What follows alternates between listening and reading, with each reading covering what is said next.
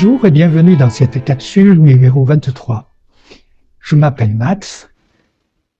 L'univers est une digestion, disait l'écrivain suisse Blaise Sondard.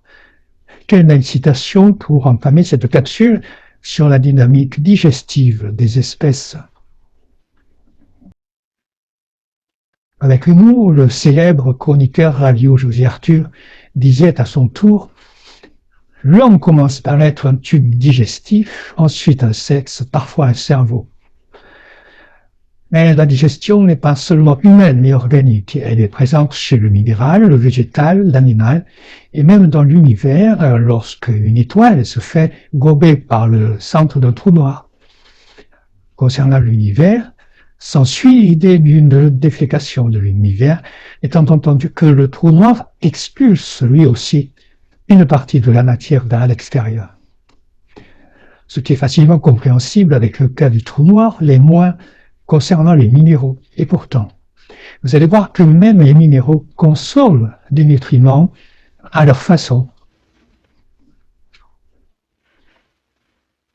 À leur façon, donc, les minéraux ont une dynamique digestive, car, contrairement à l'idée reçue, les minéraux ne sont pas si inertes ni aussi immobiles que nous le pensons, mais plutôt le produit de combinaisons chimiques. Ils sont vivants, puisqu'ils évoluent à un rythme très très lent pour nous, humains. Par ailleurs, on sait que la formation de certains minéraux nécessite parfois l'action et l'ingestion d'organismes vivants. Un géophysicien de Washington, Robert Hazen, a publié en novembre 2008 une étude intitulée « Évolution minérale » et qui retrace 4,5 milliards d'années d'histoire des minéraux. Que nous dit-il? Que la diversité des minéraux sur Terre n'est pas tant due au processus géologique comme vous le croyez, mais qu'elle est liée à l'apparition et à l'évolution de la vie sur notre planète. Ainsi, la minéralogie des planètes comme la Terre, astéroïdes et autres, serait la conséquence de données physiques, chimiques et biologiques. De sorte que les fonctions de digestion, absorption, transformation que l'on croyait strictement animales sont également présentes chez les minéraux. Non de façon organique, bien sûr, mais à travers une évolution géophysique et géobiologique. Prenons des exemples. À quoi la diurite et la malachite donnent-elles leur mue vert? Réponse: à un environnement riche en oxygène. Il y a donc une assimilation de l'oxygène qui, une fois justement assimilé, produit de la couleur spécifique. Par ailleurs, n'oublions pas que le développement des micro-organismes et des plantes joue également un rôle dans la formation de minéraux argileux. Les coquilles et les substances de l'océan permettent, selon les géologues, de développer des gisements de minéraux comme la calcite. En résumé, quelque chose est donc assimilé, digéré d'une certaine façon, et cela produit une transformation, même sans la présence d'une bouche.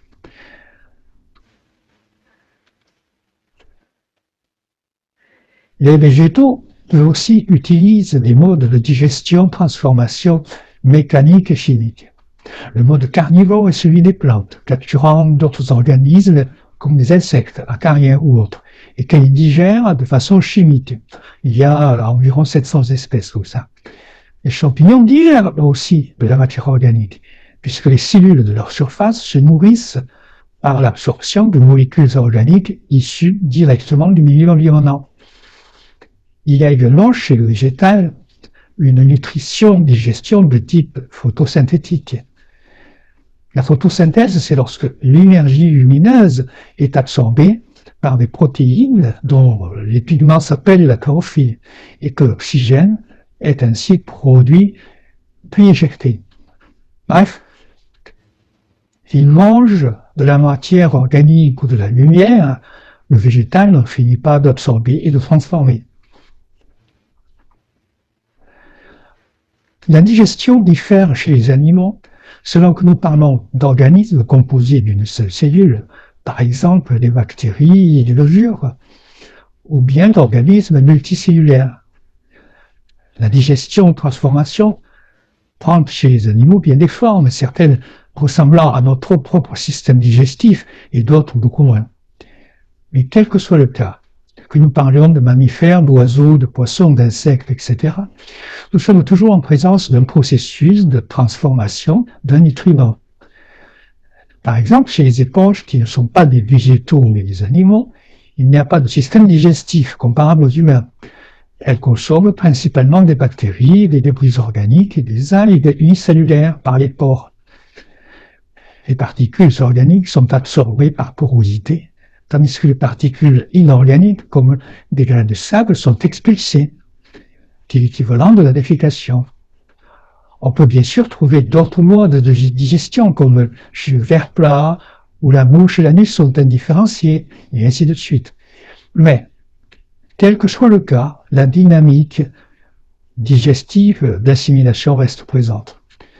Qu'il soit question de carnivores, d'omnivores ou de végétariens, nous sommes en présence d'anatomies diverses, plurielles, toutes impliquées dans une dynamique digestive.